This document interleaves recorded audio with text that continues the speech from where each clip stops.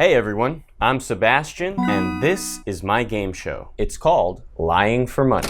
I want to thank every friend, player, spectator, and subscriber for being a part of my story and helping me get this show to the point where I am scheduling Game 50. Before I schedule the next game, I made this video to introduce the new elimination style. First, let's go back in time and review the rules as I laid them out in Game 1. Then I nominate Brett. I'm just gonna nominate. Is that the correct terminology? Absolutely. Who would you like to nominate? I'm gonna nominate Rigel. I like to nominate Mike. Who would you like to accuse? Melanie. Okay, well, I guess I'll nominate Casey. Casey. Yes. I want to nominate someone. All right. Who? I want to nominate him. Okay, I'll make a nomination. I nominate Rigel. Can I nominate someone? Of course. Okay, I nominate Ben. You would like to start a trial? Yeah. Who would you like to nominate? This one. I nominate Kelly. I, Tasso Z, nominate Ben. Based on that sort of information, I'm gonna go ahead and raise my hand. Yes. And I'm going to nominate George. But I I got nominate. started. I have a nomination. Who do you want to nominate? I nominate. I nominate Justin. I nominate Matt. I nominate Adam. I nominate Ben. Okay, so I nominate Joel. I nominate Michael. I actually nominate Manny. I nominate Rachel. I nominate Josh. I hereby nominate Scott. I nominate Bobby. I nominate Tasso. Adam, I nominate you. I nominate Jason. Hey Ryan, I nominate you. I nominate Ryan. I nominate Steven. Please say the phrase. Oh, I nominate Chris. At any time, anyone can say the phrase, I nominate, insert someone's name right after that. As soon as that happens, I Ben- nominate, insert one's name right after that. As soon as that happens, Brett. Okay. Are you are you nominating Brett? Yes. Yes? What the hell do you think I just did? Okay. I nominate Tasso. I nominate Rigel. I'm gonna nominate you, Madison. I nominate you. I want to nominate him because I think he's being too quiet. Is that And a the pers- nomination? Yes. I'd like to nominate you. I nominate you. I nominate Derek. I nominate Joe. I nominate you just because All right. of that. I nominate you. I nominate Rigel. I'll nominate Kelly. I like to get the nominations going, so I have a strong gut feeling that you, sir, are lying. Am I nominated? You are, in fact, nominated. I like to nominate Nick. Yo, I nominate this guy. I nominate Allison. Welcome. I'm Sebastian Lagos, and this is Lying for Money. I just have to take this moment to point out that everyone is sitting in a circle and that I capture every game in 360 degrees. Click the link down below to check out the 360 playlist with every game of LFM in 360. On to the rules. The goal: survive and collect your winnings. While this statement is true, it's not specific enough. The players are randomly divided into two teams, and the direct goal of the game is to eliminate the other team, not just to survive. Flashing "Don't get eliminated" at the top of the screen clearly wasn't enough to explain all that. I'll go over the teams next. Oh, and the prize money for Game 1 was $100. The players. Uninformed as to who is on their side, most players are seekers. But the others, the few know the truth. They are Illuminati.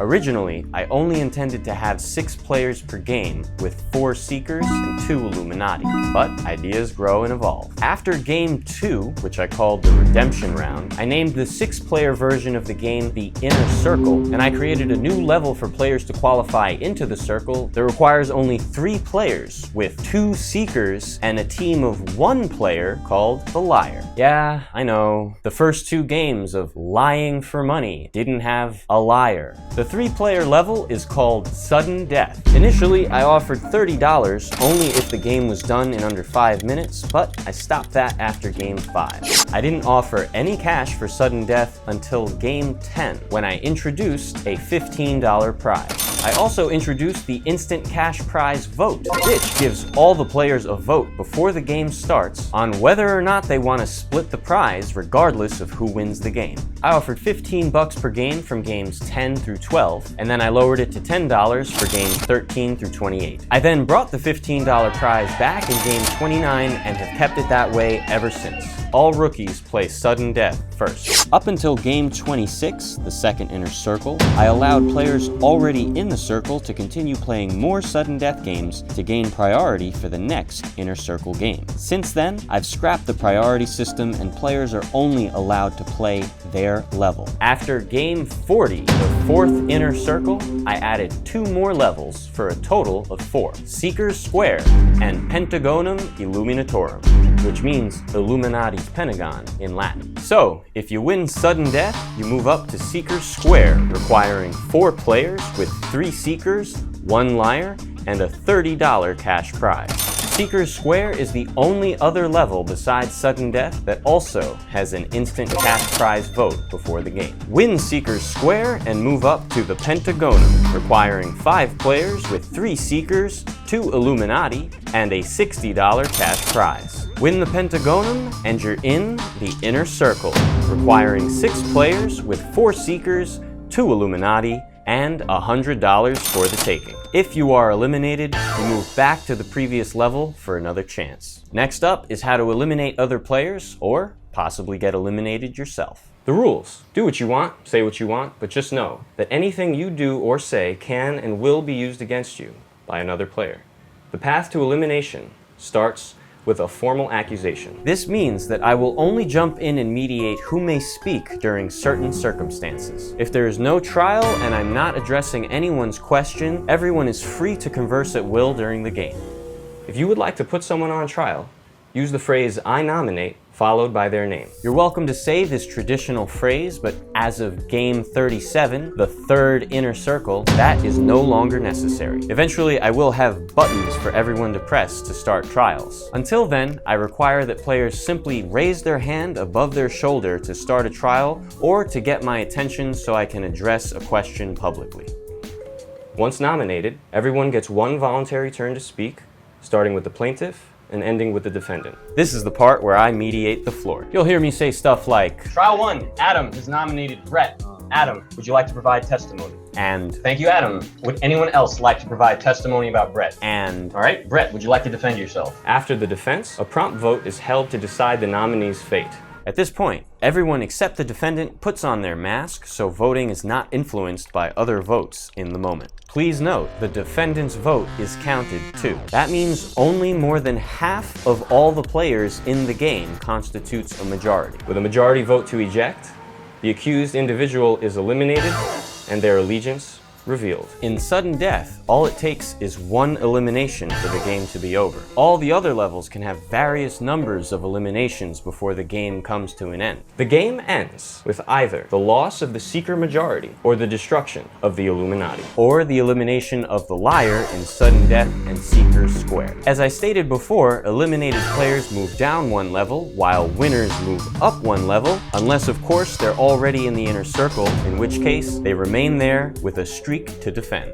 No matter what level we're talking about, if 1 player wins, they get all the prize money. If 2 or more players win, then every player on the winning team, unless you were eliminated, gets to divide the cash prize equally.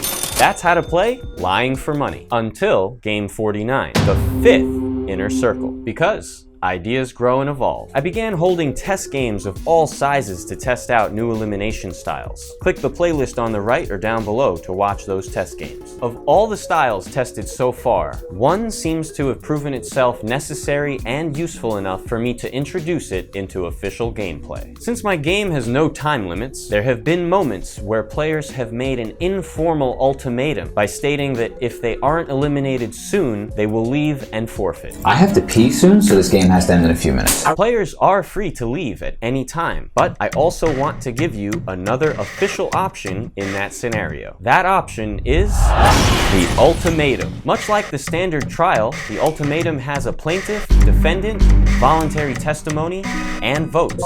However, there are 2 differences. First, the plaintiff risks elimination if the defendant is not eliminated. And second, neither the plaintiff nor the defendant get a vote. So, more than half of the rest of the players constitutes a majority in an ultimatum. How do you start an ultimatum? Just like a trial, players must raise their hand above their shoulder. That's it. Please ask me any questions in the comment section so I can address them publicly. Comments, suggestions, and other elimination style ideas are welcome too. Want to play Lying for Money? Sign up to play at lyingformoney.com and click the link down below to fill out your availability. I'm Sebastian, and this is Lying for Money. money. Like this video, share it, hit that big red subscribe button, and hit the bell so you can get notified when I got new stuff for you. Seek the truth, and I'll see you next time. They got me chasing after money that don't exist. Debt, it's on paper. Cats with calculators.